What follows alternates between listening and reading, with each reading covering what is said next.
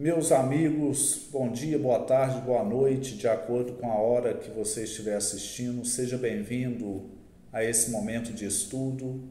Na verdade, estávamos aqui gravando a live, estávamos ao vivo no YouTube aqui, mas a conexão caiu, falhou, parou tudo, tentei retornar, não consegui.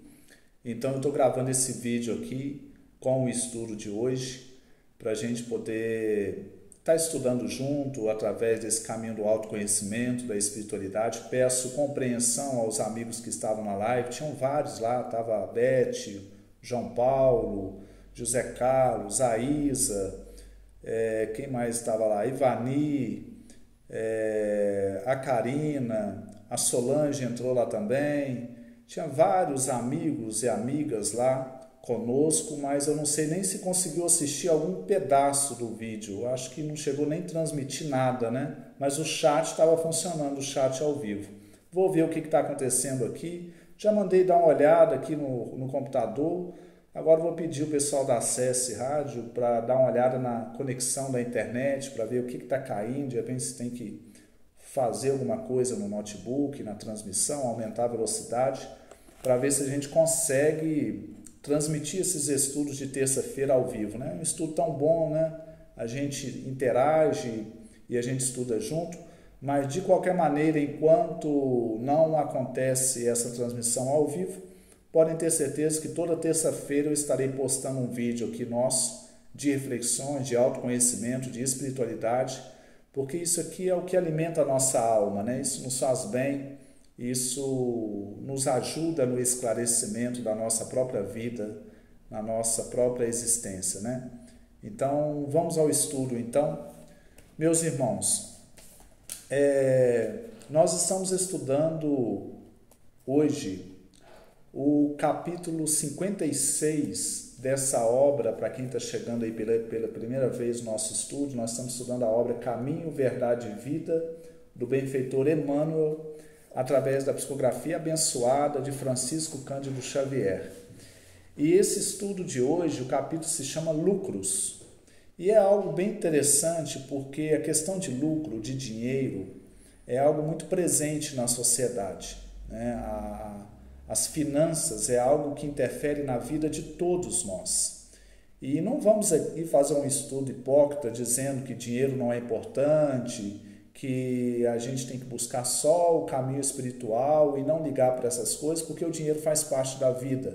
Nós precisamos dele para comprar o alimento que a gente tem que comer, a gente precisa do dinheiro para várias coisas, para dar um certo bem-estar social para a nossa família, para nós mesmos. Então o dinheiro realmente no mundo físico ele move a sociedade.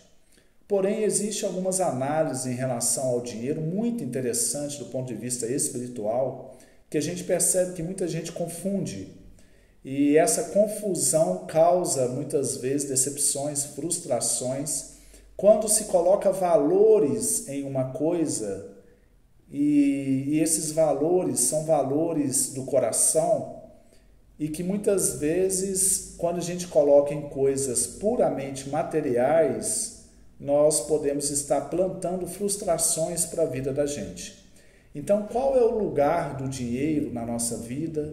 Qual é o lugar da espiritualidade na nossa vida? Essas duas coisas se relacionam? Essas duas coisas estão separadas? Como é isso? Então, nós vamos refletir um pouco sobre essa questão, baseada no capítulo e da mensagem que Emmanuel deixa para nós aqui neste momento. Ele coloca como epígrafe do capítulo uma passagem que está em Lucas, no capítulo 12, versículo 20, onde Jesus fala assim: e o que tens ajuntado, para quem será? Essa é a epígrafe. Essa parte aqui é um trecho do Evangelho, onde Jesus está contando uma espécie de parábola para algumas pessoas lá que estavam pedindo para ele ser o juiz da separação de bens da pessoa, e ele fala assim: quem me colocou como juiz de vocês, né? E ele começa a falar para ter cuidado com a avareza, né? A avareza é aquela ganância por dinheiro, né? E colocar o coração naquilo que é espiritual, né? e que todas as demais coisas nos serão acrescentadas quando a gente caminha no reino do Senhor, que é o reino do Espírito. E aí ele conta uma passagem, né, de uma história como ensinamento de um sujeito que colheu muita coisa, muitos frutos, né, ficou muito rico, só que ele não tinha onde guardar tudo. E aí ele pensou, eu vou derrubar os meus celeiros, vou construir celeiros maiores e vou colocar tudo ali dentro. E aí eu vou poder ficar o resto da minha vida à toa, só curtindo o lucro dessa grande colheita que eu tive. Isso Jesus contando. E aí Jesus fala assim, de repente, naquela mesma noite, o Senhor o chama, ou seja, esse homem da história morre.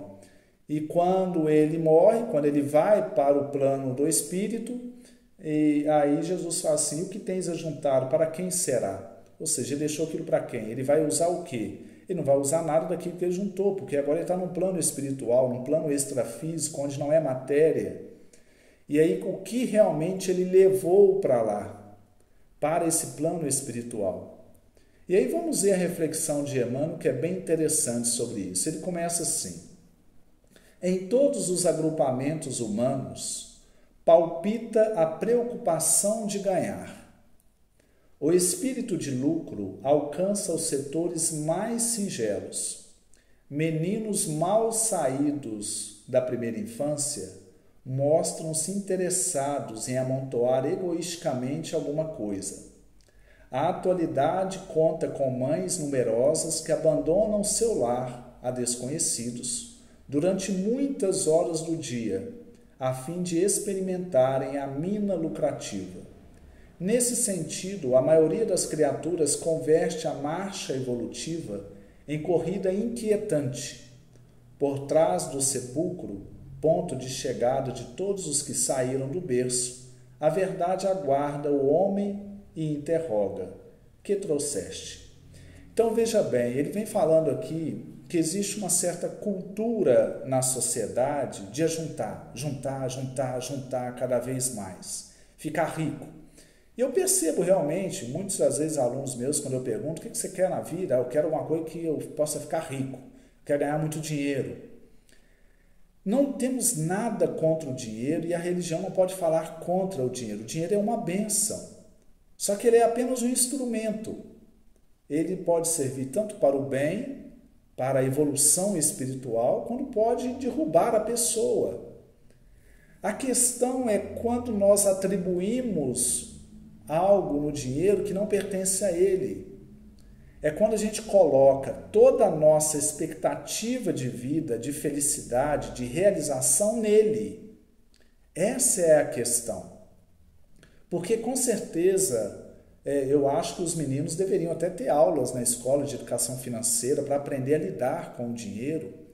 Mas aqui fala que às vezes alguns se mostram interessados em amontoar egoisticamente alguma coisa. Ou seja, ter só o meu, tá a criancinha lá, não, isso aqui é meu, né? E a criança não aprende a partilhar, não aprende a dividir. E a grande questão é essa, porque dentro das leis da vida, das leis universais, você tem aquilo que você doa.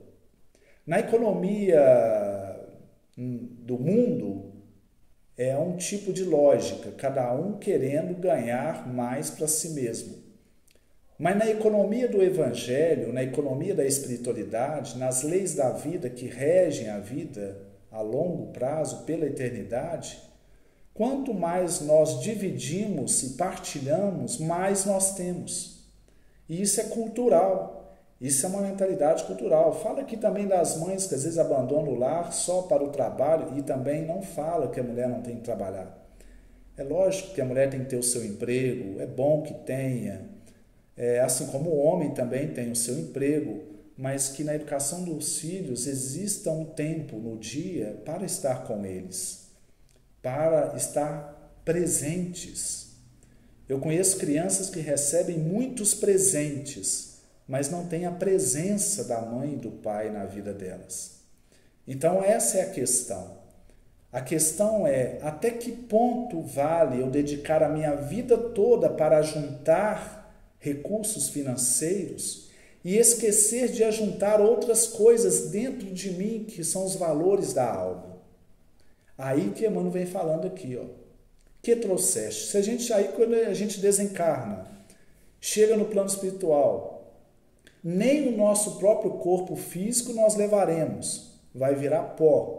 Do pó nós viemos, para o pó voltaremos. Nós vamos chegar com o que lá? Eu vou ter milhões no banco, mas eu vou chegar com o que no lado de lá? Do lado de lá eu vou chegar com as aquisições morais que eu adquiri, com os meus valores que eu desenvolvi enquanto eu estava aqui na vida encarnado, com o conhecimento que eu adquiri, com a capacidade de amar que eu desenvolvi.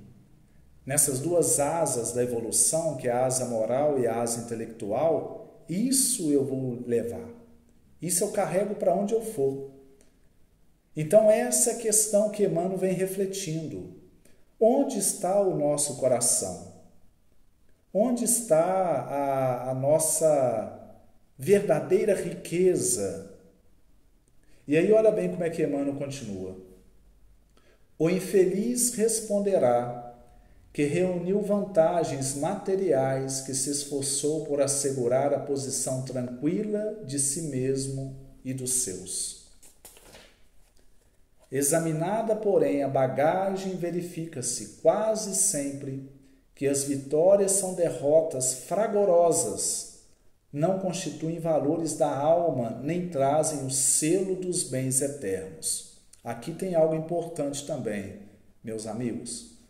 Porque às vezes alguns perguntam assim, mas eu tenho que deixar uma herança para os meus filhos. Eu estou juntando para deixar para os meus descendentes. De certa maneira é até justo. É lógico que é justo. Todos nós que somos pais, mães, queremos deixar uma situação boa para os nossos filhos, para eles prosseguirem no caminho. Porém, se nós deixarmos só isso para eles, o que vai acontecer é o que nós percebemos que acontece com muitas pessoas no mundo. Os filhos sem uma certa maturidade recebem a herança, queimam tudo e depois vão passar dificuldades. Porque não tiveram recebido dos pais ou dos responsáveis aquele valor mais profundo, que não é o valor do dinheiro, mas é o valor da responsabilidade, da disciplina, do respeito, da convivência, valores da alma. Então, muitas vezes, a vitória no mundo podem ser grandes derrotas para o plano do espírito. Então, em relação aos nossos descendentes, o que Emmanuel vem sugerindo aqui é que sim, é importante deixar alguma coisa para eles, mas que em primeiro lugar nós deixemos o exemplo, nós deixemos valores morais, para que eles saibam o que é a vida, para que eles introjetem o que é conviver de acordo com os princípios espirituais, que são os mais importantes. Porque aí sim, esse descendente, esse filho, esse neto, seja o que for, ele vai continuar caminhando. Ele vai aproveitar aquilo que recebeu, mas vai continuar fazendo o seu caminho. Percebem, meus amigos? Então, os valores da alma são valores do espírito, são aquisições. Dizem que os espíritos, quando eles estão reencarnando, quando nós reencarnamos, nós temos fases na reencarnação. Em princípio, são 3 fases, onde a gente desenvolve os nossos corpos. Até os 7 anos de idade é a primeira fase da reencarnação, onde está desenvolvendo o corpo energético, a imunidade, o corpo físico. Depois dos 7 aos 14 anos, nós entramos numa segunda fase da reencarnação, onde nós estamos desenvolvendo o corpo emocional. E, inclusive, quando chega aos 14 anos, é justamente na adolescência, onde os sentimentos, as paixões, as emoções começam a aflorar. O indivíduo está começando a experimentar esse campo da vida, é o corpo emocional. E depois, ao que chega aos 21 anos, se completa o corpo mental, que é o corpo da razão, é o corpo da ciência, da racionalidade, do raciocínio, da maturidade. E ele se completa. Então veja bem, no crescimento, na educação daqueles que estão chegando sob a nossa tutela como filhos, seja o que for, é muito importante que a gente construa patrimônio, ajude-os a construir patrimônios nesses corpos, no corpo mental, no corpo emocional, no corpo físico, no seu espírito. Ou seja, que eles saibam gerir a própria vida. E aí sim, tudo ao redor vai seguir bem também. E aí Emmanuel continua. Atingida semelhante equação, o viajor olha para trás e sente frio. Prende-se de maneira inexplicável aos resultados de tudo o que amontoou na crosta da terra. A consciência inquieta enche-se de nuvens e a voz do Evangelho soa-lhe aos ouvidos. Pobre de ti, porque teus lucros foram perdas desastrosas, e o que tens ajuntado, para quem será? E agora é interessante refletir sobre essa questão, meus irmãos, porque quando o indivíduo ele começa a colocar no devido lugar quais são os seus valores, o valor da minha alma está nisso aqui. O que me rege é o plano do Espírito. Todas as demais coisas vão se adequando, vão se organizando. Porque, veja bem, uma pessoa que ela começa o seu caminho espiritual, seja em qual religião for, seja no movimento espírita, na igreja católica, no culto evangélico, no budismo, no hinduísmo, seja em qual religião for, quando o indivíduo ele começa a caminhar de forma séria, de forma sincera, na sua prática espiritual, na sua prática religiosa, não apenas institucional, como muita gente aí vai às igrejas e aos templos apenas para constar, como vai a um clube, né? Vai lá, consta e volta, mas não sabe o que foi falado lá, não trouxe reflexão para a vida dela, não houve mudança interior, não fez vibrar o coração, a alma. Aí não, aí a pessoa está seguindo superficialmente na sua religião. Vai, mas não absorve, aquilo não transforma, porque, na verdade, a mente da pessoa às vezes está em outra coisa e não naquilo ali. As crenças da pessoa, os valores da pessoa estão em outras coisas e não ali na prática religiosa. Mas nós estamos falando daquele que vai realmente com sinceridade. Às vezes a dor faz a gente ir assim. Aquele que vai em busca da religião, no sentido profundo do termo religare, que é religião, né? Do latim religare, que é esse religar-se a Deus, né? esse conectar-se a essa força da vida que é Deus. Quando o indivíduo começa esse caminho de forma sincera, automaticamente ele começa a ter uma vida mais reta. Ele começa a ter uma vida mais prudente, mais responsável.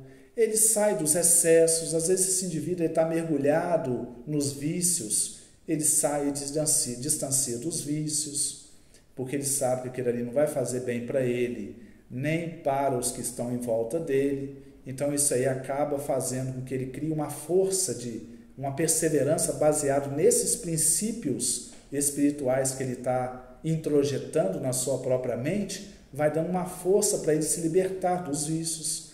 Se libertando dos vícios, ele vai economizar mais, né? Automaticamente ele vai começar a planejar melhor a sua vida. Então ele vai saindo dos excessos, ele vai trabalhar melhor, ele vai trabalhar com mais alegria, porque ele vai ver um significado para aquilo, porque a religiosidade trouxe um significado para ele, ele vai saber que ele está trabalhando aquilo ali, mas é um processo de evolução. Qualquer atuação que ele faz aqui na Terra, ele está ajudando o mundo a se espiritualizar e a ele também. Então ele vai ter mais força e disciplina para o trabalho. Então a religião verdadeira, que está em toda parte, que estão em todas as religiões, porque a religião verdadeira, na verdade, depende do fiel, do ser que está ali naquela prática, se ele está encarando aquilo como verdade, como sinceridade, aquilo ali passa a ter efeito na vida dele. Então essa religiosidade verdadeira, ela vai transformando o indivíduo para um caminho espiritual. Como o Paulo de Tarso dizia, ele vai passando a andar em espírito. Ou seja, ele vai atuar no mundo, mas não é o mundo que vai governar a vida dele. O que vai governar a vida dele são os princípios do espírito, são as realidades espirituais. Ele vai perceber que tem algo além desse mundo aqui. Existe algo que transcende a matéria. E aí ele vai regendo a vida dele baseado nisso que ele já conhece. E aí ele não se deixa levar pelas tentações do mundo, pelas portas abertas do mundo. Ele não se deixa se iludir. Os hindus, na Índia, eles falam que a gente vive num mundo que eles chamam de Maya, que é uma grande ilusão. E a maior parte das pessoas vivem nessa ilusão. Então percebem que apesar de nós, no globo terrestre, no planeta Terra, a gente viver em um mundo de religiões, podemos dizer aí com certeza que 99,9% da população do planeta são pessoas que têm uma religião. Mas a religiosidade não está no coração delas. Por quê? Porque o mundo está desse jeito que nós estamos vendo. Nós temos guerras acontecendo lá na Ucrânia, a Rússia invadindo um outro país, morreram já milhares de pessoas ali, civis, crianças, idosos, não é só soldados não, pessoas que não estão nem aí ali, não tá querendo brigar e morrem no meio da guerra, porque existem pessoas com ganância pelo poder que invadem países, que matam, lutas políticas, cada um olhando mais o seu ego, querendo crescer o seu ego, com a desculpa que é para o bem do povo. Então a gente percebe o mundo hoje está em convulsão, típico de um momento de transição planetária que nós estamos passando. Então, apesar de a gente ser um mundo de religiosos, mas é um mundo de pouca religiosidade sincera. Porque se houvesse realmente espiritualidade no coração das pessoas, não haveria guerras, não haveria disputas gananciosas por poder, não haveria fronteiras entre nações. As pessoas poderiam circular livremente entre as nações, entre as culturas, porque viveríamos como irmãos. Além das nacionalidades, viveríamos como irmãos. Perceberíamos que nós fazemos parte de uma grande família, de uma grande pátria, que é o mundo todo. Mas essa consciência é para aqueles que caminham no caminho do Espírito, e não que estão agarrados em etnias, em raças, em preconceitos. Então a gente vive num mundo onde tem muitas religiões e tem muitos religiosos, praticamente o mundo todo, mas tem pouca religiosidade e pouca espiritualidade. E aí nós temos algumas coisas no mundo que chamam muito a atenção das pessoas. Uma delas é o dinheiro, são os lucros. Outra é o poder. São tudo chamativos. E a pessoa se vislumbra com aquilo ali e passa a trabalhar a vida toda para aquilo ali, porque todo mundo precisa de um objetivo. Todo mundo precisa de alguma meta a perseguir.